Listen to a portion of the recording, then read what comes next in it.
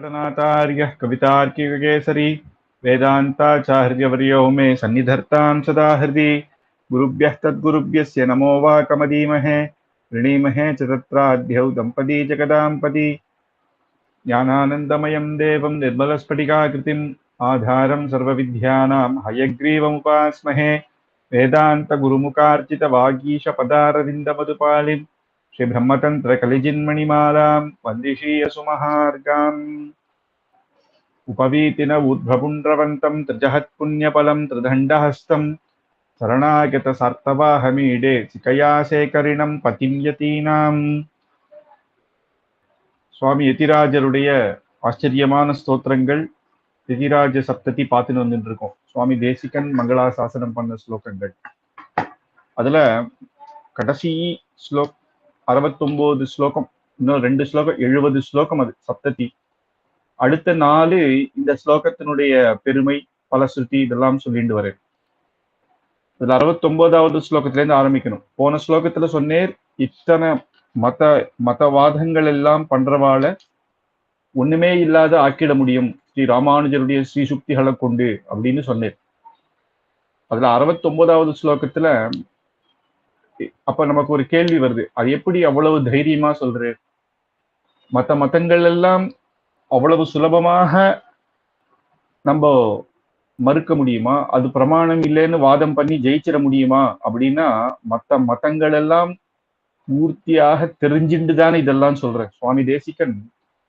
இந்த அத்தனை மதங்களையுமே அவர் 20 வயசுக்குள்ளேயே இத்தனையும் அவர் மாமா கிட்டே கத்துட்டார். இத்தர மதம், ஏன்னா அது பூர்வ பட்சம்னு சொல்லுவா. அந்த மதத்தையும் நம்ம தெரிஞ்சுக்கலன்னா அது சும்மா நம்ம சொல்ல முடியாது, இது தப்பு அது தப்பு அப்படின்னு. அவ மதம் என்ன சொல்ல வருதுன்றது அவளுக்கே சில இடத்துல கோடிட்டு காமிச்சிருக்கே சுவாமி தேசிகன். இன்னும் சொல்ல போனா பௌத்த மதங்களையே பிற்காலத்துல வந்தவர்கள் அந்த பௌத்தர் பண்ண சாஸ்திரங்கள்ல சிலது மாத்திட்டா. அதுவே அவர் சொல்லியிருக்கார், உங்க குருவே இது இப்படிதான்ப்பா சொல்லியிருக்கார் அப்படின்னு. அந்த அளவுக்கான அதீத பெருமை கொண்டவர் சுவாமி தேசிகன். அதனாலதான் வேதாந்தாச்சாரியர், அதுக்கப்புறம் தாயாரே சர்வதந்திர சுதந்திரர் அப்படின்னு இல்லையா. அதனால அப்பேற்பட்ட இது. அதனால சொல்றேன், இதெல்லாமே நமக்கு தெரிஞ்ச விஷயம்தான். இதுல ஒன்றும் நம்ம போய் இன்னும் அதிகமாக தெரிஞ்சிக்க வேண்டிய அவசியம் இல்லாத அளவுக்கு அடியேன் அதெல்லா பாட்டங்களும் பூர்வபட்சங்களும் அடியேனுக்கு பாட்டமாவே ஆயிடுச்சு. இன்னும் சில பேருக்கு சொல்லி கூட கொடுத்திருக்கு. அததான் நீங்க சொல்றேன். பர்யாப்தம் பர்யசைஷம் கணச்சரண கதா மாக்ஷபாதம் சிசிக்ஷே மீமாம்சா மாம்சலாத்மா சமஜ நிஷிமுகு சாங்கிய யோகே சமாக்கியம் அப்படின்னு முதல்ல சொல்லிட்டு வரேன். போருமான வரை பூர்த்தியாக எல்லா விஷயங்களும் தெரிஞ்சிட்டு, அதுல கணச்சரண கதா அப்படின்னு வைசேஷிக மதம் கணாதர் பண்ணது, அப்புறம் மோக்ஷபாதம் நியாயசாஸ்திரம் கௌதமர் பண்ணது, நியாயசாஸ்திரம் இது அத்தனையுமே அவர் கரைச்சி குடிச்சிட்டு. நியாயத்திலேயே அவரே கூட கிரந்தங்கள் சுவாமி தேசிகன் பண்ணியிருக்கு. அதுக்கப்புறம் மீமாம்சா ஜெய்மினி பூர்வ மீமாம்சம், அது சமஜனிஷ முகுஹு சாங்கியோகே சமாக்கியம் சாங்கிய யோகம் அப்படின்றது கபிலருடைய மதம். அது அத்தனையுமே அவர் தெரிஞ்சின்றது இல்லாம இன்னும் சில பேருக்கு சொல்லியும் கொடுத்திருக்கு. சொல்லி கொடுத்து இந்த மதங்கள் எல்லாம் சாங்கிய மதத்துல எல்லாம் என்னன்னா அவளுடைய தத்துவங்கள் சிலது நமக்கு காமனா இருக்கு. அதனால அதெல்லாம் எடுத்துட்டு எதெல்லாம் அவ விட்டுட்டா, எது தேவையானது அப்படின்ற அதுக்கு மேலான இதையும் நம்ம சுவாமி தேசிகன் எடுத்து காட்டுறது. அப்படி இந்த ஆச்சரியமான இதெல்லாம் பூர்த்தியா அவர் தெரிஞ்சவர். இது சுவாமி தேசிகனுடைய 3000 படியிலேயே வரும். இந்த சாஸ்திரங்கள் எல்லாம் அவர் படிச்சார் அப்படின்றதுல பௌத்த சாங்கிய ஜெயின எத்தனையுமே கரை கண்டவர் அவர். இத்தம் தஸ்யை அது தத்துவமுக்தா கலாப காலக்ஷேபம் பண்ணா பெரியோர்கள் கிட்ட தெரியும். அவ்வளவு ஆச்சரியமா பௌத்த ஜெயின மதத்தை அவ்வளவு அந்த மதம் என்ன அப்படின்றதே அவர் ஆச்சரியமா விஸ்தாரமாக சொல்லி அதுக்கப்புறம் கண்டனம் பண்றது. ஏன், எதுக்காக, அது ஏன் ஏன்னா பிரமாணத்துக்கு வேதத்துக்கு விருத்தமாக இருக்கு அப்படின்றதெல்லாம். இத்தம் தஸ்யைரதீந்திர துருட்டித பகு மிருஷாதந்திர காந்தார பாந்தியைஹி அப்படின்னு இந்த ராமானுஜர் உடைய திருவடியை அவ பிடிக்காம போறான். அது எப்படி இருக்குன்னா இருண்ட காடு, அங்க உள்ள போனா திசையே தெரியாது. அமேசான் காடுகள் மாதிரி ஒரு உதாரணம். அப்ப ஏற்பட்ட காடு. அதுக்குள்ள போய் அவ டிராவல் பண்ணிட்டு இருக்கா. கேட்டா வெளில வர வேண்டியது தானே, பாஷக்காருடைய திருவடியை பிடிச்சிக்க வேண்டியது தானேன்னா, அவ அப்பேற்பட்ட அஜ்ஞானம், ஒரு வரட்டு கௌரவம், இதுதான் நாங்க சொல்றதுதான் அப்படின்னு பிரமாணத்தை ஏத்துக்காத அவா புத்திய உபயோகப்படுத்தினு அவளே சொல்லிக்கிறா. அப்படி ராத்திரியில போய் அந்த அந்த காட்டுக்குள்ள சுத்துறதுனால என்ன பிரயோஜனம் அப்படின்னு சொல்றது. அதனால அந்த மாதிரி ஒரு காடு, அதுக்குள்ள போனா வெளியே வர முடியாது. சில காடு எல்லாம் பார்த்தா வச்சுக்கோங்க, நமக்கு குளிர்ச்சியை தரும், நிறைய மரங்கள் இருக்கும். அப்படி கிடையாது. இது வந்து அடர்ந்த காடு. அப்பேற்பட்ட இடத்துல உள்ள பாதை தெரியாம உள்ள போய் அங்கிருந்து ஆனாலும் அகங்காரத்துல வெளில வராம இருந்தோம்னா அப்பேற்பட்ட காட்டையே எரிச்சிட வேண்டியதுதான் அப்படின்னு அந்த இடத்துல சொல்லுது. இப்போ கனாதர் ஏத்தின சாஸ்திரம் பிரமாணம் இல்லாதது அப்படின்னு மக்கள் சந்தோஷத்துக்காகவே பண்ண சாஸ்திரம். ஏன்னா இந்த காலத்துல மக்கள் இப்படி சொன்னா கேட்பா அப்படின்றதுக்காக நம்ம விஷயத்த சொல்ல முடியுமா? எது சத்தியமோ அதை சொல்லணும். கௌதமர் தர்க்க சாஸ்திரம், வைசேஷிக சாஸ்திரம், மீமாம்சா சாஸ்திரம், இதத்தனையுமே அவர் தெரிஞ்சு கபில சாங்கிய சாஸ்திரம் அப்படின்னு எல்லாத்தையும் கரைச்சி குடிச்சு அதுக்கப்புறம்தான் அவர் வந்து இதெல்லாம் ஒரு நம் ராமானுஜருடைய சம்பிரதாயத்துக்கு ச ஈடாகுமா அப்படின்ற மாதிரி இருக்கு. அதனால அது தெரிஞ்சு, அதனாலதான் அப்பேற்பட்ட இதுல ஸ்திரமாக இதை வாதம் பண்ணி ஜெயிச்சுடுவோம் அப்படிங்கிறது. 70வது ஸ்லோகம். சப்தத்தில பிறகு வர ஸ்லோகம் எல்லாம் பல சுத்தி மாறியும் அந்த இந்த சப்தத்தினுடைய பெருமையை சொல்ற ஸ்லோகமா இருக்கும். 70வது ஸ்லோகம் கடைசி முக்கியமான ஸ்லோகம். இன்னும் சாத்மரேகள் எல்லாம் கூட சொல்லக்கூடிய ஸ்லோகம். சில பேர் மந்திர புஷ்பத்துல எல்லாம் எல்லா ஸ்தோத்திர பாட்டங்கள்ல முக்கியமான ஸ்லோகங்கள் சொல்லும் பொழுது எத்திராஜ சப்தத்தில இந்த ஸ்லோகத்தை சொல்லுவார். அப்பேற்பட்ட ஸ்லோகம். தாதா தாதா கதானாம் கலதி கமனிகா காபிலி காபிலீனா க்ஷீணா காணா தவானி துருஹிண ஹரிகிரிஸ் சௌரபம் நாரபந்தே க்ஷாமா கௌமாரிலோக்கிரி ஜகதி குருமதம் கௌரவாத்பூரவாந்தம் காசங்கா சங்கராதே ஜெயதி யதிபதௌ பத்ரவேதீம் திரிவேதீம் அப்படின்னு ஸ்ரீ பாஷ்யக்காரர் ஆச்சரியமான ஒரு பட்டாபிஷேகம் பண்றார். அவரே யதி சார்வபௌமர், எம்பரர், சக்கரவர்த்தி. ஆனா பரதன் ராஜ்யத்தை ஆண்டான் 14 வருஷம். பரதன் தான் ராஜா. ஆனா எப்படி ஆண்டான் அப்படின்னா பாதுகா பட்டாபிஷேகம் பண்ணி பாதுகை தான் ராஜா, ஆனா அவன் ஆண்டான். பாதுகைக்கு தான் எல்லாம். அந்த அந்த ஆச்சரியமான அந்த சிம்ஹாசனத்துல பாதுகை எழ பண்ணி பாதுகைக்கு தினமும் திருமஞ்சனம் பண்ணி எந்த ஆக்ஞை பண்ணாலும் எந்த கணக்கு பார்த்தாலும் பாதுகைக்கு வந்து அந்த கணக்கெல்லாம் சொல்லுவேறாம். அப்படி பரதன் ராஜ்ய பண்ண. அந்த மாதிரி இங்க ராஜா யதிராஜர். ஆனா அந்த பட்டாபிஷேகம் யாருக்கு பண்றேன்னா ஸ்ரீஹபதியான பகவான் தாயாரும் பெருமாளுக்கு. அப்படி வைதீக மதத்துல பரபிரம்மத்தை சொன்னபடி வைதிக பிரமாணத்தை கொண்டு நிலைநாட்டுறதுனால அப்பேற்பட்ட சிம்ஹாசனத்துல பெருமாளையும் தாயாரையும் வைத்து தான் ராஜ்யம் ஆள்றார் அப்படின்னு இந்த ஆச்சரியமா இங்க எடுத்து சொல்றார்.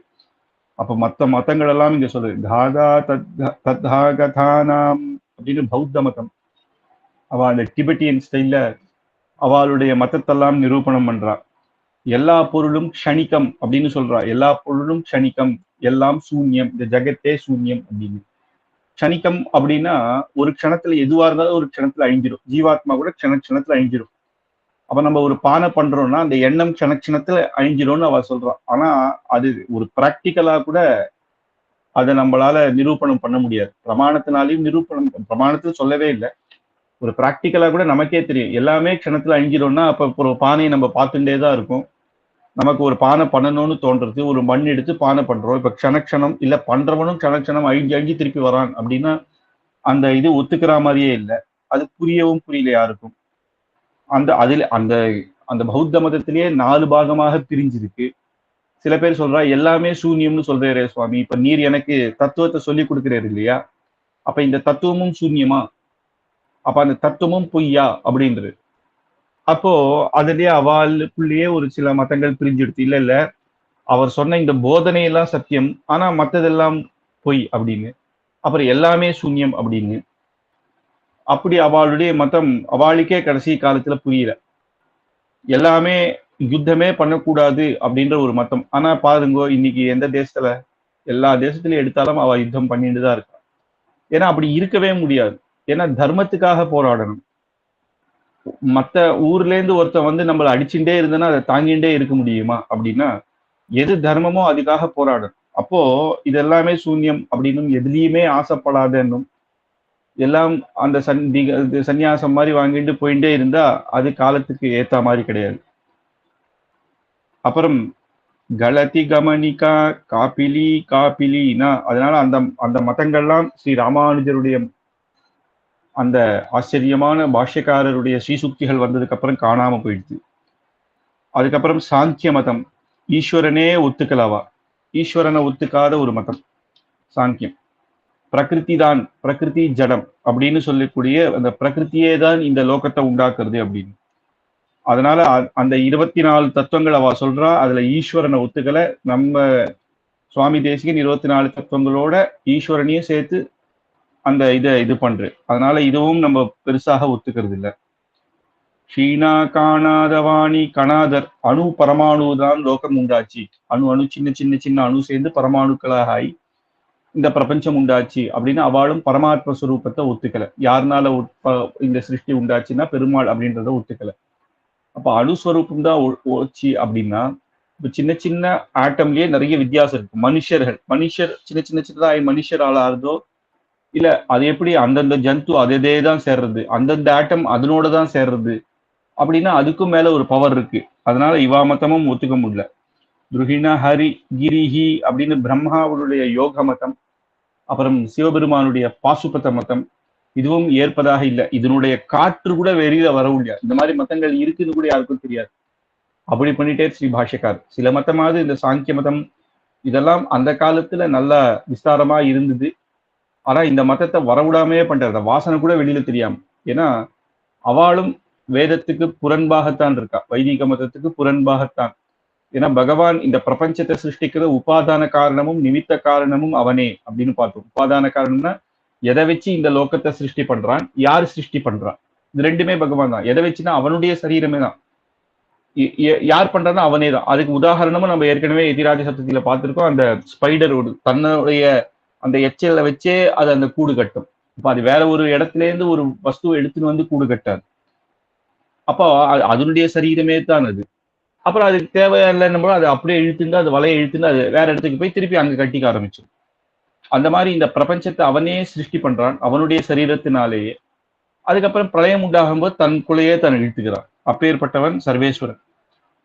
அதனால இவாளுடைய மதம் வெறும் என்னன்னா உபாதான காரணம் ஒத்துக்கிறா, ஆனா நிமித்த காரணம் பகவான் அப்படின்றத சில விஷயத்த ஒத்துக்கிறது இல்லை.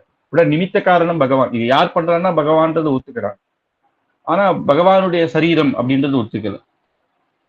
அதுக்கப்புறம் க்ஷாமா கௌமாரி லோகி ஜெகதி குருமதம் கௌரவா தூரவாந்தே அப்படின்னு மத்த எந்த பாஸ்கர மதம் எதுவா இருந்தாலும் சரி, குமாரில பட்டர் பண்ண மீமாம்சம் அவன் என்ன சொல்றா அப்படின்னா யஜ்ஞ யாகங்கள் பண்ணாலே போரும் அப்படின்றான். யஜ்ஞத்துக்கு யார்ப்பா பலன் தரா? நீ ஒரு யஜ்ஞம் பண்ற, அதுக்கு ஒரு பலன் வருது. நீ யஜ்ஞம் பண்ண உடனே அந்த யஜ்ஞம் ஆயிடுறது. ஆனா பலன் உடனே வருது இல்ல, எப்ப வேணா வரலாம், அடுத்த ஜென்மால கூட வரலாம், 10 வருஷம் கழிச்சு கூட வரலாம். அப்போ யாரோ ஒருத்தன் அதை ஞாபகம் வச்சுட்டு இந்த இந்த யஜ்ஞத்துக்கு பலன் இவாளுக்கு தரணும் அப்படின்னு ஒருத்தன் எந்தெந்த சமயத்துல தரணும்னு ஒரு சர்வேஸ்வரன் ஒருத்தன் தரான். ஆனா அவ என்ன சொல்றான், அந்த யஜ்ஞமே தருது. யஜ்ஞமே எப்படி பார்த்தோம், அதான் யஜ்ஞம் அன்னைக்கே முடிஞ்சுடுது அப்படின்னா அப்ப அது அபூர்வம்னு ஒண்ணு இருக்கு, அது யஜ்ஞம் பண்ணது அதை ஞாபகம் வச்சுன்னு அது தரும் அப்படின்னு வேதத்துல இல்லாத ஒரு விஷயங்கள் எல்லாம் எடுத்து சொல்றான். அதனால அந்த மதமும் ஏற்புடையதாக இல்லை. யஜ்ஞ யாகங்கள் நம்ம பண்றோம், அது இல்லைன்னு சொல்ல, ஆனா அதுக்கு அந்தர்யாமியாக இருக்கிறது சாட்சாத் பகவானே, அவனே பலத்தை தரான் அப்படின்றது. நம்ம இன்னும் சொல்ல போனா யஜ்ஞத்தினுடைய பலன் கூட நமக்கு பகவானுக்கே சமர்ப்பிச்சு பகவத் பிரீத்தியர்த்தம் அவனுக்கு ஒரு கைங்கரியமாகத்தான் இதெல்லாம் பண்றோம், லோகக்ஷேமார்த்தம். காசங்கா சங்கராதே ஜேதி எதி பதௌ பத்ரவேதீன் திரிவேதீம், சங்கராதி மதங்கள் அத்வைத்த மதங்கள் சங்கர அப்புறம் பாஸ்கர யாதவ இவாள்லாம் பார்த்தா பிரம்மத்துக்கே தோஷத்தை உண்டாக்கிடுறா. அவ என்ன சொல்றா, அஜ்ஞானம், பிரம்மத்துக்கே அஜ்ஞானம் வந்துடுது, அதனாலதான் இப்படி ஆயிடுறா அப்படின்னு வந்துடுது. அப்போ அதனாலதான் அவன் ஜீவாத்மாவா இங்க இருக்கான், அவனே பரபிரம்மம்னு புரிஞ்சுட்டா அப்பேற்பட்ட ஞானம் வந்தா அவன் ஐக்கியம் ஆயிடுவான் சர்வேஸ்வரனோட அப்படின்னு வருது. அதனால ஜீவாத்மா பரமாத்மான்னு ரெண்டுன்னு அவ ஒத்துக்கிறது இல்லை. அந்த பரமாத்மாக்கே எங்க அஜ்ஞானம் வருதோ அவனுக்கு அது அப்படி மாய, இந்த லோகம் மாயையாக தெரியுது, இது பரபிரம்ம ஸ்வரூபம்னு தெரிஞ்சா அவன் ஐக்கியம் ஆயிடுவான் திருப்பியும் அப்படின்னு. அதே மாதிரிதான் கொஞ்சம் வித்தியாசமாக பாஸ்கர யாதவ மதங்கள்லாம் பரபிரம்மத்துக்கே தோஷத்தை சூழ்ந்துருது, அது சுவாபாவிகம் அப்படின்னு எல்லாம் சொல்றான். ஆனா அதெல்லாம் விட்டு பகவான அப்பேற்பட்ட பட்டாபிஷேகம் பண்ணவர் யதிராஜர் அப்படின்றது ஆச்சரியமா இங்க நமக்கு தெரியுது.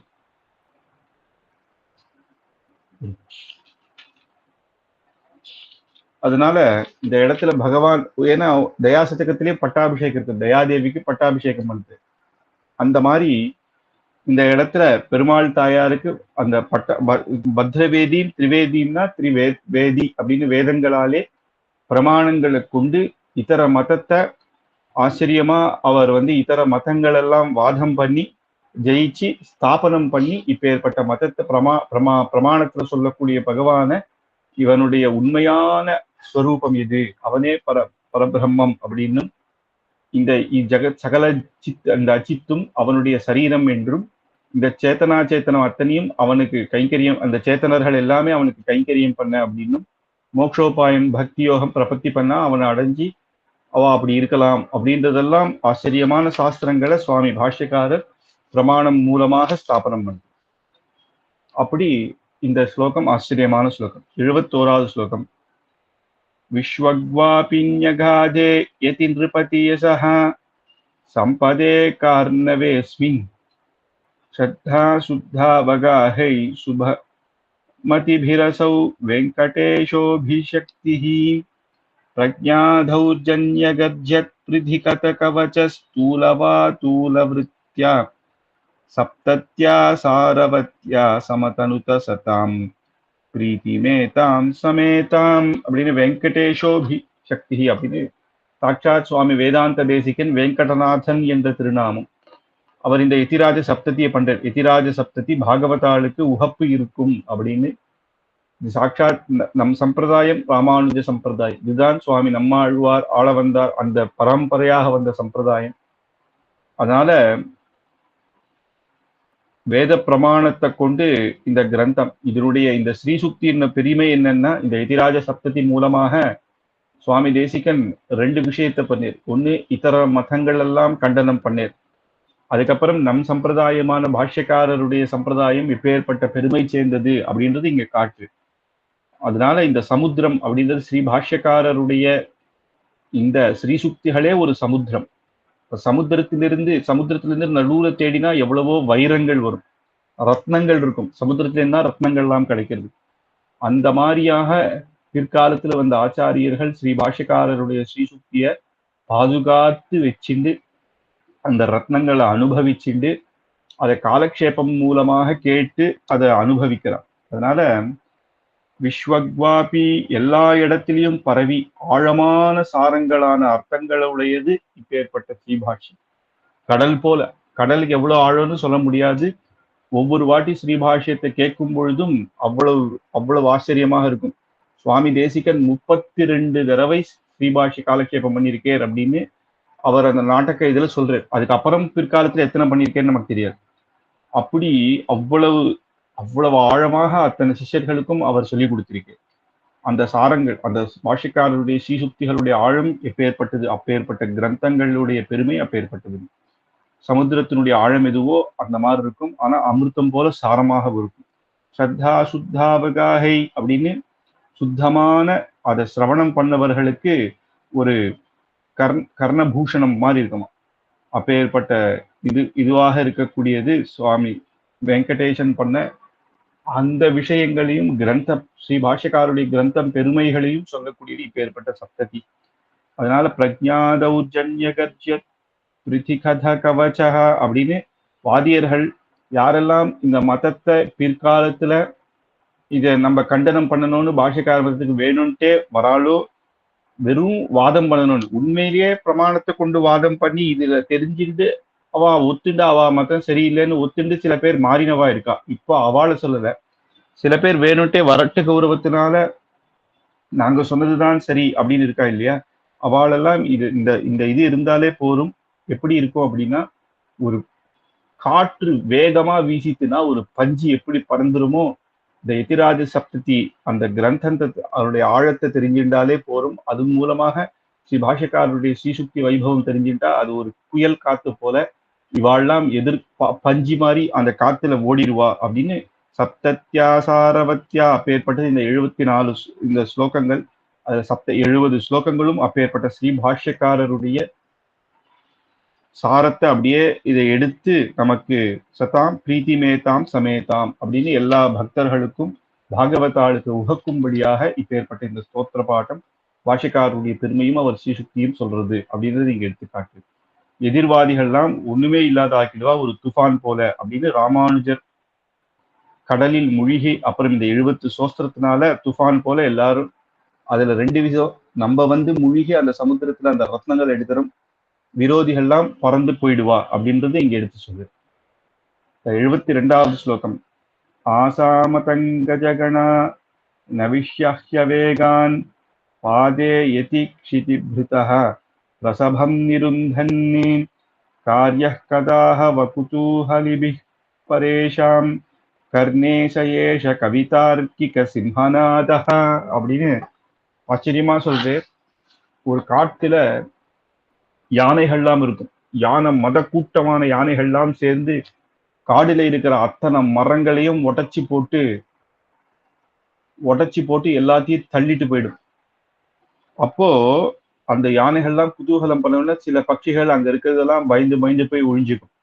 ஒழிஞ்சிட்ட உடனே அது காட்டெல்லாம் இது பண்ண கம்பீரமாக கீழே போய் தீர்த்தம் சாப்பிடலாம் அப்படின்னு அந்த இதுக்கு போகும் பொழுது கொஞ்சமா இந்த தூங்கிட்டு இருக்க ஒரு சிம்ஹம் அதனுடைய குகையிலிருந்து வெளியில ஒரு கர்ஜனை பண்ணா தீர்த்தம் சாப்பிட பயந்து போய் கீழே போய் ஒழிஞ்சிக்குமாம் யானைகள். அப்படி கவிதார்க்கிக சிம்ஹநாதம் அந்த நாதத்தை எதிராஜ சப்ததியோ அவர் பண்ண ஸ்ரீ சுவாமி தேசிகன் பண்ண கிரந்தங்கள்லாம் ஸ்ரீ பாஷ்யக்காரருடைய கிரந்தத்தினுடைய அனுபவத்தை கொண்டுதான் அந்த இதை முன்னிட்டு தான் அப்பேற்பட்ட இந்த சிம்ஹநாதம் பண்ணக்கூடிய வெங்கடேஷ கவி அப்பேற்பட்ட ஸ்ரீ சுவாமி தேசிகன் பண்ணா மற்ற மதங்கள்ல இருக்கிறவங்களாம் அப்பேற்பட்டா தன்னை யானைன்னு நினைச்சு இங்கேயும் அங்கேயும் போய் அலைஞ்சவாலாம் பயந்துருவா அப்படின்னு இங்க எடுத்துக்காட்டு. ஆசாமதங்கஜகணான விஷஹ்யவேகானு அப்படின்னு இந்த ஸ்லோகத்துக்கு 2 அர்த்தம். முதல்ல யானைகள்லாம் கூட்டமாக வரும் பொழுது அது கர்ஜனை பண்ணி காட்டெல்லாம் அழிச்சிட்டு போய் கடைசியில தீர்த்தம் சாப்பிடும் பொழுது சிம்ஹநாதன் கவிதார்க்கிக சிம்ஹநாதத்தை கேட்கும் பொழுது பயந்துரும். அப்படி என்னன்னா வாதியர்கள் அந்த சொல்ற யானைகள்லாம் தன்னுடைய புத்தியை கொண்டு தன்னுடைய யுக்தியை கொண்டு வேத பிரமாணத்தை ஒத்துக்காத மதங்கள் சொல்லக்கூடியவா, அதை சொன்னாலும் ஏத்துக்காதவா, இன்டாலரபிள் அப்படின்னு நம்ம ஒத்துக்காத இப்பேற்பட்ட வேகமாக போகக்கூடியவா, அவ இங்கேயும் அங்கேயும் இடிச்சுட்டு போய் பாதேயதி க்ஷிதிப்ருதஹா எதிராஜர் திருவடி பக்கம் வந்துட்டு அகங்காரம் ஒத்துக்க மாட்டாளா. அது எப்படி நாங்க ஒத்துப்போம்? அவளுக்கே தெரியுது அது பிரமாணம் அங்க அவர்கிட்ட பலமாக இருந்தா கூட எங்க மத்தம் தான் பிரசபம் இருந்தன்னு அப்படின்னு வேணும்ட்டே அவ தடுக்கிறா. அவளை தடுத்துக்கிறா. அந்த திருவடியில ஒரு வாட்டி சேவிச்சா அப்படியே மாறிடுவா, அவளும் உஜ்ஜீவனம் ஆயிடுவா. அதான் மாட்டேன்னு நிக்கிறா. கார்ய கதாஹவ குதூஹலபி பரேஷாம் அப்படின்னு இவாள்லாம் ஒரு வாதத்துக்கு வந்தா கர்ணேசயேஷ கவிதார்க்கிக சிம்ஹநாதஹா அவெல்லாம் வரக்கூட பயப்படுவாளாம் இந்த சிம்ஹநாதத்தை கேட்டா அப்படின்னு சுவாமி தேசிகனுடைய கிரந்தங்கள்லாம் அப்படி அமைஞ்சிருக்கு. அதுக்கு காரணமே ஸ்ரீ பாஷ்யக்காரருடைய கிரந்தத்தினுடைய விஸ்தாரம் புரிஞ்சிக்கணும் அப்படின்னா இன்னைக்கே கூட ஸ்ரீபாஷ்யம் புரிஞ்சிக்கணும் அப்படின்னா விஸ்தாரமாக அதிகரண சாராவளின்னு சொல்லியிருக்கு. ரகசியத்திரிய சாரம் எது? ரகசியத்திரிய சாரம் சுவாமி எப்ப பண்றதுன்னா அவருடைய 100 வயசு சந்தர்ப்பம் சத்தமான் அந்த சமயத்துல அவர் பண்ற ரகசியத்திரிய சாரம். அதுக்கு முன்னாடி 32 தடவை ஸ்ரீபாஷ்யர் ஒரு தடவை சொல்றதே கஷ்டம். ஒரு தடவைனாலே 6 மாசம் 7 மாசம் அந்த காலத்துலாம் விஸ்தாரமாக சொல்லுவா காலக்ஷேபங்கள். அப்போ 32 தடவை ஸ்ரீபாஷ்யம் தன்னுடைய சிஷ்யர்களுக்கு சொல்லியிருக்கேர். அது இல்லாம அவர் மாமா கிட்ட அவர் கேட்டிருக்கேர். அது அந்த அப்ப அது எப்போன்னா அந்த நாடகம் எழுதும் போது சொல்றேன். அப்ப அவருக்கு வயசு கம்மி. அதுக்கப்புறம் எத்தனை வாட்டி பண்ணியிருக்கேன்னு தெரியாது. அப்ப அத்தனை வாட்டி ஒரு கிரந்தத்தை சொன்னவருக்கு நம்ம சம்பிரதாயத்துல எப்பேற்பட்ட சுவாமி தேசிகன் எப்பேற்பட்ட விஷயங்கள் அதனுடைய நுணுக்கங்கள் அத்தனையும் தெரிஞ்சிருக்கும் இல்லையா. அந்த 100 வயசுல அவர் ரகசியத்திரிய சாரத்தை கொடுக்குது. அதுல அத்தனையும் ராமானுஜ சம்பிரதாயத்தை அத்தனையும் அழகாக ரொம்ப சுலபமா தெரிஞ்சுக்கலாம். ஏன்னா பாஷ்யங்கள்ல கூட மத்த மத்தங்கள்ல கண்டனம்லாம் விஸ்தாரமாக இருக்கும். இதை வந்து நம்ம மத்தத்தை அவ்வளவு அழகாக தெரிஞ்சுக்கலாம் அப்படின்னு அந்த மாதிரி கொடுத்திருக்கு. அதனால இவரை எதிர்த்து ஒண்ணுமே பண்ண முடியாது. ஸ்ரீபாஷ்யத்துக்கு அதிகரண சாராவளி, அதுக்கப்புறம் நியாயம், அந்த அவாமதத்துக்கே ஏத்த மாதிரி நியாய இது சொல்லி கொடுத்துருக்கு, இது பண்ணிருக்கு. அப்புறம் வந்து மீமாம்சாக்கு சரேஸ்வர மீமாம்சம் அப்படின்னு ஈஸ்வரனோட சேர்த்த தத்துவத்தை அவர் சொல்லியிருக்கு. அப்படி ஆச்சரியமாக அந்தந்த மதங்கள்லயே சில விஷயங்கள் தப்பானதெல்லாம் சரி பண்ணி கொடுத்திருக்கு. அப்பேற்பட்டது சுவாமி தேசிகன் நமக்கு பண்ண பெரிய அனுகிரகம். அதுக்கப்புறம் 73வது ஸ்லோகம், அதுக்கு முன்னாடி ஸ்லோகத்துல சிம்ஹநாதம், அதை கேட்டாலே அந்த இத்தரவாதிகள்லாம் பயந்துடுவான். உபசமித குதிருஷ்டி விப்ளவானாம் உபனிஷதாம் உபசார தீபிகேயம் கபலித பகவத் விபூதி யுக்மாம் திசதுமதிம் யதிராஜ சப்ததிர்னஹா. இப்பேற்பட்ட யதிராஜ சப்தத்தியே உபய விபூதியும் கொடுத்துரும். உபய விபூத்தினா நித்திய விபூதி, லீலா விபூதி. இந்த விபூதியிலையும் பகவத் கைங்கரியமும் நித்திய விபூதியிலையும் பகவத் கைங்கரியமும் இந்த சாட்சாத் யதிராஜ சப்தத்தியே பாஷ்யக்காருடைய பூர்த்தியாதான் சொல்லியிருக்கு இல்லையா, அதை நமக்கு அனுகிரகிச்சிடம் திசத்து அப்படின்னு அப்பேற்பட்ட கொடுக்கும் அந்த ஞானம். நமக்கே இது தெரிஞ்சாலே பக்தி பிரபத்தி, நம்ம பிரபத்தி தான் பண்ணணும், அத்தனையும் நமக்கு தெரிஞ்சிடும். ஏன்னா இது தெரிஞ்சாலே பாஷ்யக்காருடைய ஸ்ரீசுக்தி பெருமை தெரியும். அப்புறம் அதை தெரிஞ்சுக்க போய் நம்ம அப்படியே படிப்படியாக நம்ம பகவத் திருவடியை அடைஞ்சிருவோம். உபசமித குதிருஷ்டி விப்ளவானாம், குதிருஷ்டிகள் வேதத்துக்கு தப்பான பொருட்கள் சொல்லி மக்களை கன்ஃபியூஸ் பண்றவாளெல்லாம் ஒண்ணுமில்லாத ஆக்கிடுவேன். ஆனா உபனிஷதாம் உபசார தீபிகேயம், இந்த உபனிஷத்துக்குனுடைய தீபம், அது ஒரு வெளிச்சம் போட்டு நமக்கு உபனிஷத்தினுடைய உண்மையான அர்த்தங்களை காட்டுறது இந்த யதிராஜ சக்தி. தினமும் நம்ம படிச்சுட்டு வந்தாலே புரிஞ்சிருந்தாலே நமக்கு அதனுடைய வெளிச்சம் வந்துடும். எப்படின்னா, நம்ம கோவில்ல எல்லாம் தீப்பெட்டி பிடிச்சுன்னு போவோம். தீப்பெட்டி ராத்திரியில பிடிச்சா பெருமாளை சேவிக்கலாம், வெளிச்சமா இருக்கும். அந்த காலத்துல எல்லாம் லைட்டே இருக்காது இல்லையா, அப்ப தீப்பெட்டி வெளிச்சத்துல பகவானை சேவிக்கலாம். கார்த்தாலையும் தீப்பெட்டி எடுத்துன்னு வருவா. எதுக்கு? அங்க வெளிச்சமே அவசியம் இல்லையேன்னா, அது தீப்பெட்டி உபச்சாரமாக கைக்கரியத்துக்காக இருக்கும். அது இல்லாம பெருமாளுக்கு ஒரு ஹார்த்தி பண்ணணும்னா கற்பூர ஹார்த்தியை ஏத்துறதுக்கு அந்த தீப்பெட்டி உபயோகப்படுத்துவான். அதனால உபனிஷதாம் உபச்சார தீபிகேயம், இந்த உபனிஷத்துக்கு தீபமாக இந்த கிரந்தம், இந்த யதிராஜ சப்தத்தை அமைஞ்சிருக்கு. அதனால அது வெளிச்சத்திலையும் ஞானம் இருக்கிறவர்களுக்கும் உபயோகப்படும். எதுக்குன்னா உபச்சாரத்துக்காகவும் கற்பூரத்துக்காக இன்னும் நிறைய தெரிஞ்சுக்கிறதுக்கும், கைங்கரிய ரீதியாக யதிராஜனை நினைச்சு கண்ட ஜலம் கூட அந்த அஜ்ஞானமா இருக்கிறவாளுக்கு இது தெரிஞ்சா ஞானத்தையும் கொடுக்கும். அப்பேற்பட்டது யதிராஜ சப்ததி அப்படின்னு. கபலித பகவத் விபூதி யுக்மம் அப்படின்னு இப்பேற்பட்ட முக்கியமான பெருமாள் நித்திய விபூதி, லீலா விபூதி. நித்திய விபூதியில பரவாசுதேவனாக இருக்கு, லீலா விபூதியில அவதாரங்கள்லாம் பண்ணி அதுக்கப்புறம் அச்சாரூபமாக இருக்கு. அது அந்த ரெண்டு விபூதியிலையும் நமக்கு அனுகிரகம் பண்ணக்கூடியதாக அத்தியம் யதிராஜ சப்ததிர்னஹா, யதிராஜ சப்ததி நமக்கு அமையும். இந்த இடத்திலேயே சொல்லியிருந்தாலும் இங்கேயே பகவத் கைங்கரியத்துல ஆசை வந்து பெருமாளுக்கு கைங்கரியம் பண்ணிட்டு ஒண்ணு இருக்கும்.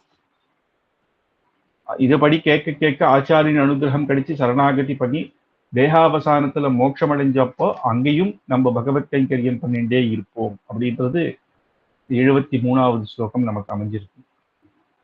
அதுக்கடுத்து 74 கரதலாமலகீகிருத சத்பதாக ஸ்ருதிவதம் சித சூன்ருத சூக்தயः திவசதாரகயந்தி சம்வத்சரான் யதி புரந்தர சப்ததி சாதராக அப்படின்னு ஆச்சரியமா சொல்றேன். இந்த ஸ்தோத்திரத்தை பொருளை அறிந்தவர்கள், சில ஸ்லோகத்தெல்லாம் சும்மா சொன்னாலே போறோம் அப்படின்ட்டு, ஆனா இந்த யதிராஜ சப்தத்தை அர்த்தத்தோட நம்ம தெரிஞ்சுக்கணும், அப்பதான் நம்ம சம்பிரதாயமே நமக்கு புரியும் அப்படின்னு இந்த ஸ்தோத்திரத்தை பொருளோட பாராயணம் பண்றவர்கள், நித்தியமும் யதிராஜ சப்தத்தை டெய்லி அனுசந்தானம் பண்ணவர்கள், வேதார்த்தங்கள் எல்லாம் சூக்ஷ்மத்தையும் உபனிஷத்துல சொன்ன பரமாத்ம குணத்தையும் நம்ம சேத்தனம், நம்ம வந்து அவனுக்கு கைங்கரியம் பண்ணவே இருக்கிறது தான் ஜீவாத்ம ஸ்வரூபம்னு, அப்புறம் நம்ம அடைய பக்தி பிரபத்தி, அதுல எது நமக்கு யோகியத்தையோ அந்த பண்ணி பகவத் திருவடியை அடைய இந்த ஆச்சரியமான ஸ்ரீசுக்தியில் அப்பேற்பட்ட ஞானத்தை கொடுக்கும் அப்படின்னு. அது இல்லாம வாதியர்களையும் வெல்லறதுக்கு இது உபயோகப்படுறது அப்படின்னு வேதத்துக்கே இது சிரோபூஷணமாக இருக்கு. வேதத்தையே, ஏன்னா மற்றவாள்லாம் தப்பான அர்த்தங்கள் சொல்றதுனால வேத மாதாவுக்கு தலையில சிரோபூஷணமாக இந்த யதிராஜ சப்ததி இருக்கு, பாஷ்யக்காரருடைய ஸ்ரீசுக்திகளும் இருக்கு. அந்த சிரோபூஷணம் நமக்கு எப்படி இருக்குன்னா, நமக்கு கர்ணபூஷணமாக இருக்கு. கேட்க கேட்க நமக்கு காதுக்கு ஆச்சரியமாக குளிர்ச்சியாக இருக்கிறதுனால கர்ணபூஷணமாக கரதலா மலகி கிருத சத்பதாக அப்படின்னு அந்த அந்த இப்பேற்பட்ட இந்த கிரந்தத்தை ஸ்ருதி வதம்சித அப்படின்னு வேதமாதாவுக்கு ஒரு சிரோபூஷணம், நமக்கு கர்ணபூஷணமாக சூன்றுத சுக்தையாக அப்படின்னு சத்துக்களுக்கெல்லாம் ஒரு கர்ணபூஷணமாக இருக்கு. திவசதார கயந்தி சம்பத்சரானு அப்படின்னு இந்த எதிரிகளுக்கெல்லாம் எப்படின்னா காத்தால வந்த நட்சத்திரம் போல ஆயிடுவாளாம். இந்த எதிராஜ சப்தத்தை சொல்லிட்டு இருக்கவா அனுசந்தானம் பண்ணிட்டு அத அர்த்தத்தோட புரிஞ்சின்றவருக்கு முன்னாடி வேற வாதியர்கள் யாராவது வந்தா அவள்லாம் காத்தால இருக்க நட்சத்திரம் போல ஆயிடுவாளாம். அப்படின்னா அந்த காத்தால நட்சத்திரமே நம்ம கண்ணுக்கே தெரியாதே, அவளுடைய பிரகாசம் அப்படி போயிடும், நம்மளுடைய பிரகாசம் சூரியனை போல இருக்கும் அப்படின்னு எதி புரந்தர சப்ததி சாதராக அப்பேற்பட்ட இந்த சப்ததியான 70 ஸ்லோகங்கள் மகான்களாலே இப்படி கொண்டாடப்படுறது அப்படின்னு நமக்கு அனுகிரகம் பண்ணும் அப்படின்னு பல சுத்தியோட இங்க முடிக்கிறேன். அப்படி இந்த யதிராஜ சப்ததி நம்ம பார்த்துன்னு வந்திருந்தோம். இதுல ஆச்சரியமாக ஸ்ரீ பாஷ்யக்காரருடைய ஆச்சரியமா திருமேனி வர்ணனை அதெல்லாம் பார்த்தோம். உபவீத்திர உத்வ புண்டரவந்தம் திருஜகத் புண்ணிய பலம் திருதண்டஹஸ்தம் சரணாகத சாத்தவாகமீடே சிகையா சேகரினம் பதிம் யதீனாம் அப்படின்னு திருதண்டத்தோட அவருடைய அந்த குடுமி அதெல்லாம் சேர்த்தாலே அதுவே நம்ம சம்பிரதாயத்தை காட்டக்கூடியதாக இருக்கு. ஏன் திருதண்டம் அப்படின்றதெல்லாம் விஸ்தாரமாக பார்த்தோம். அதுக்கப்புறம் அவருடைய ஸ்ரீசுக்திகளுடைய பெருமை, அப்புறம் ஸ்ரீ பாஷ்யக்காரருடைய பெருமை, அப்புறம் அவருடைய ஸ்ரீசுக்திகள் கிரந்தத்தினுடைய பெருமை, அவருடைய சிஷ்யர்கள் பெருமை, அவளா எப்படி இருந்தா, எப்படி ஸ்ரீமன் நாராயணனே பரமைகாந்திகளாகவே இருந்தா அப்படின்றது அப்பேற்பட்ட பெருமை. அப்படி ராமானுஜர் பத்தி இத்தனை விஸ்தாரமாக யதிராஜ சப்ததி சுவாமி தேசிகன் நமக்கு அனுகிரகம் பண்ணியிருக்கு. இத தினமும் இத அர்த்தத்தோட தெரிஞ்சிருந்தா நமக்கே ஒரு வாட்டியாவது நம்ம ஸ்ரீபாஷ்யாதி காலக்ஷேபம் பண்ணணும் அப்படின்ற ஒரு ஆசை நமக்கே வரும். அப்படி பண்ணிந்தவா இதை கேட்டா இன்னும் ஆழமாக அப்பா சுவாமி தேசிகன் எப்படி கொண்டாடி இருக்கேர் ஸ்ரீ பாஷ்யக்காரர்னு அந்த பெருமைகள்லாம் இன்னும் உணர முடியும். ஏன்னா ஸ்ரீசுக்திகள் அவ படிச்சதுனால அவ இத ஒவ்வொரு பதத்தையும் அவ அனுபவிச்சு ஆஹா சுவாமி தேசிகன் எப்படி எழுதியிருக்கேன்னு கண்ணில் ஜலம் விடுற அளவுக்கு ஸ்ரீசுக்தி படிச்சவாளுடைய அனுபவம் இருக்கும். இதை படிக்காதவாளுக்கு இதை எப்படியாவது பாஷ்யக்காரருடைய ஸ்ரீசுக்திகளை நம்ம அனுபவிக்கணும் கொண்டாடணும் அப்படின்னு நம்ம அது மூலமா பார்த்தா கத்தியத்திரையும் பூர்த்தியாக இந்த சுவாமி அகோபிலமட்ட மைசூர் குரூப் வழியாக நமக்கு அனுகிரகம் ஆச்சு. அதனுடைய அனுகிரகமே பாஷ்யக்காரருடைய அனுகிரகமே நமக்கு என்ன ஆச்சு அப்படின்னா யதிராஜ சப்ததி உடனே பாஷ்யக்காரரே நமக்கு அனுகிரகம் பண்ணிட்டு, அதனால ஏற்கனவே நம்ம கிரந்தம் பார்த்துட்டோம். வேற கிரந்தங்கள்லாம் ஸ்ரீ பாஷ்யம், கீதா பாஷ்யம், சாரம், தீபம் எல்லாமே பார்த்தா காலக்ஷேபமாக பண்ண வேண்டியது. அதனால அது ஆச்சாரியன் முக்கியன்னா நம்ம காலக்ஷேபம் பண்ணணும். இது இப்பயே சொன்னேன் இல்லையா, கர்ணபூஷணமா இருக்கு அப்படின்னு சொல்லும் பொழுதே நம்ம புரிஞ்சுக்கணும். புஸ்தகத்தை எடுத்து நேர படிச்சிடக்கூடாது. கண்ணுக்கு பூஷணம்னு சொல்லல, கர்ணபூஷணமா இருக்கு அப்படின்னு எப்ப சொல்றேரோ ஸ்ரீ பாஷ்யக்காரருடைய ஸ்ரீ சுத்தி ஆச்சாரிய முகேன்னு கேட்டாதான் அதனுடைய உண்மையான அர்த்தங்கள் புரியும். அதுக்கப்புறம் புஸ்தகத்தை எடுத்து திருப்பி நம்ம படிச்சு அதனுடைய அனுபவத்தை தெரிஞ்சுக்கலாம். ஆனா ஒரு முறையாவது ஆச்சாரிய முகேன்னு நம்ம அது கேட்கணும். அப்படின்றதுனாலதான் நாங்க கர்ணபூஷணம் அப்படின்னு சுவாமி தேசிகன் இங்க போட்டு காலக்ஷேபம் அப்படின்றது அந்த பரம்பரையாக வந்த ஆச்சாரியர்கள் கிட்ட அப்படி ஸ்ரீசுக்திகளையும் அந்த கத்தியத்திரயத்திலே அத்தனை சாரமும் வந்துடுது. எப்படி ஒரு பிரபத்தி பண்ணவன் இருக்கணும் அப்படின்னும், கல்யாண குணம் படைத்த பகவான் எப்படி அப்படின்னும், நம்ம எப்பேற்பட்ட மகா பாபங்கள்லாம் பண்ணியிருக்கும் அப்படின்னும், எப்படி பிரபத்தி பண்ணணும்னு அத்தனையும் வந்துடுது. அதுதான் இன்னும் முக்கியமான சாரம். ஏன்னா ஸ்ரீபாஷ்யத்துல கூட பக்தி யோகங்கள்லாம் நிறைய விஸ்தாரமா சொல்லி சில இடத்துலதான் பிரபத்திகளை சொல்றேன். ஏன்னா அது அந்த சூத்திர பாஷ்யத்துக்கு பண்ணும் பொழுது அதெல்லாம் வருது. ஆனா நம்ம பக்தி யோகத்துக்கு பண்றதுக்கான யோக்கியத்தையே இல்லாம போயிடும். அதனால அந்த விஸ்தாரத்தை இங்கே சுவாமி தேசிகன் நமக்கு அனுகிரகம் பண்றேன் அப்படின்னு ஆச்சரியமா இந்த யதிராஜ சப்தத்தையும் நம்ம பார்த்தோம். இதே ஒரு அனுகிரகத்துல அடியேன் 10 நாள் பாஷ்யக்காரருடைய வைபவம் அப்படின்னு மற்ற ஆச்சாரியர்கள் கூறத்தாழ்வார், அப்புறம் பராசர பட்டர், நடாதூர் ஆழ்வார், நடாதூர் அம்மாள் பண்ண சின்ன ஸ்லோகங்கள்லாம் ஆச்சரியமா இருக்கு. அப்பேற்பட்டதும் அடியேன் பண்ணியிருக்கேன். அதுவும் தேசிகா சபா ஹைதராபாத் அப்படின்னு யூடியூப்ல போட்டா அந்த ஸ்லோகங்கள் இருக்கு. அங்கேயும் இதே மாதிரி சொல்லியிருக்கேன். யதிராஜ சப்ததி ஒரு நாள் தான் பண்ண, ஒரு நாள்ல நம்மளால 5-6 ஸ்லோகம் தான் சொல்ல முடியும். அதை எடுத்து விஸ்தாரமாக பார்க்கணும்னா இந்த குரூப்ல ஃபாலோ பண்ணுங்க அப்படின்னு எதிராஜ சப்ததி கத்தியத்திரயத்துக்கும் பூர்த்தியாக இங்க நம்ம பண்ணியிருக்கோம். சாட்சாத் மாலோலன் லக்ஷ்மி நரசிம்மருடைய அனுகிரகத்தினாலே, ஆச்சாரியர் ஐஷிங்கருடைய அனுகிரகத்தினாலே இப்பேற்பட்ட மைசூர்ல நமக்கு ஒரு ஆச்சரியமான சத்சங்கம் உண்டை. குழந்தைகள்லாம் ஸ்தோத்திர பாடம் கத்துக்கிறார். அதுல ஒரு இதுவாக ஸ்தோத்திரங்களுக்கு கொஞ்சம் அர்த்தமாக தெரிஞ்சுக்கணும் அப்படின்னு கொஞ்சம் கொஞ்சமாக அடியேனால முடிஞ்சது, அடியேனுடைய யதாமதி நம்ம ஆச்சாரியர் அடியேன் ஆச்சாரியன் கிட்ட அடியேன் செஞ்ச காலக்ஷேபத்துல கொஞ்சம் ஓரளவுக்கு அடியேன் சொல்றதுன்னா எல்கேஜி தான், பெரியவா சொல்ல போனா பிஹெச்டி, அதாவது அடுத்தடுத்த லெவல்ல சொல்லுவா. அப்படி சுலபமாக அடியேனால முடிந்த வரைக்கும் இந்த கைங்கரியத்தை பண்ணிட்டு வந்துட்டு இருக்கேன். பல ஸ்தோத்திர பாடங்கள், தயாசதங்கள் அப்படின்னு விஸ்தாரமாக நிறைய ஸ்தோத்திர பாடங்கள், அப்புறம் ஸ்ரீஸ்துதி, பூஸ்துதி, கோதாஸ்துதி பார்த்தோம். அப்படி எல்லாம் பார்த்து யதிராஜர் வைபவம் அப்படின்னு ஒரு காத்துல வரும்பொழுது நம்ம அப்படியே ஆச்சரியமா, கடைசி எனக்கு தெரிஞ்சு ஒரு வருஷம் இருக்கும் கர்ஜித்திரையும் இந்த யதிராஜ சப்தியை விஸ்தாரமாக நம்ம பார்த்தோம். அதுக்கு இந்த அஹோபில மட்டம் மைசூர் குரூப்புக்கு தன்யவாதங்கள், பெரியோர்கள் எல்லாருக்கும் தன்யவாதங்கள் தெரிவிச்சுட்டு இப்பேற்பட்ட கைங்கரியத்தை கொடுத்ததுக்கு பாக்கியம். அதை தினசரி வந்து நிறைய பேர் அதை தினசரி ஃபாலோ பண்ணிட்டு திங்கக்கிழமை ஜாயின் பண்ணி வந்து உற்சாகப்படுத்தின அத்தனை பாகவதாளுக்கும் அடியனுடைய நமஸ்காரத்தை தெரிவிச்சு இந்த எதிராஜ சப்தத்திய இன்றோடு நம்ம முடிச்சுக்கலாம். மேற்கொண்டு என்ன அப்படின்றது நரசிம்மருடைய அனுகிரகத்தினால பார்க்கலாம். இப்போதைக்கு விடைபெறுகிறேன். கவிதார்த்திக சிம்ஹாய கல்யாண குணசாலினே ஸ்ரீமதே வெங்கடேஷாய வேதாந்த குரவே நமஹா அப்படின்னு ஒரு சின்ன உதாரணமா சொல்ல போனா, ஒரு பேப்பர்ல நம்ம எழுதுவோம். அது என்ன ஆகுதுன்னா, இன்னைக்கு ஒண்ணு ஏதோ ஒண்ணு கிறுக்கினா நாளைக்கு அது குப்பை தொட்டியில போட்டுருவோம்.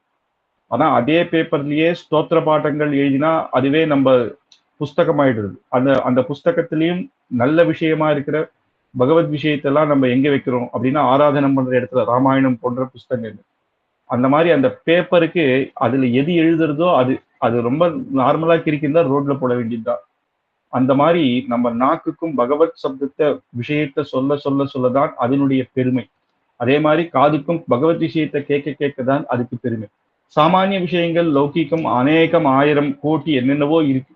அது கேட்டா அந்த பேப்பர் மாதிரி ரோட்ல போட வேண்டியதுதான் அப்படின்னு அப்படி கைக்கரியத்தையும் காதால கேட்கும்படியும் அப்ப நம்ம பகவானை ஸ்மரிக்கும்படியும் அதுவும் யதிராஜர் மூலமாக நம்ம முதல்ல இருந்து பிரதமாச்சாரியனான லட்சுமிநாதன்ல இருந்து அத்தனை ஆச்சாரியும் ஸ்மரிச்சு சுவாமி சுவாமி பாஷ்யக்காரின் சுவாமி தேசிகன் மூலமாக அத்தனை ஆச்சாரியனும் பிரதமாச்சாரியம் வரைக்கும் நம்ம இந்த கிரந்தத்துல சேவிக்கும்படி இந்த கிரந்தத்துல இல்லாத விஷயமே இல்லாத அளவுக்கு நம்ம சம்பிரதாயத்துல விஸ்தாரமாக காட்டி கொடுத்திருக்கேன். அப்பேற்பட்ட யதிராஜ சப்ததி அதனுடைய பெருமை நல்லா நம்ம பார்த்தோம். கவிதார்த்திக சிம்ஹாய கல்யாண குணசாலினே ஸ்ரீமதே வெங்கடேஷாய வேதாந்த குரவே நமஹா. அடி தாசன்.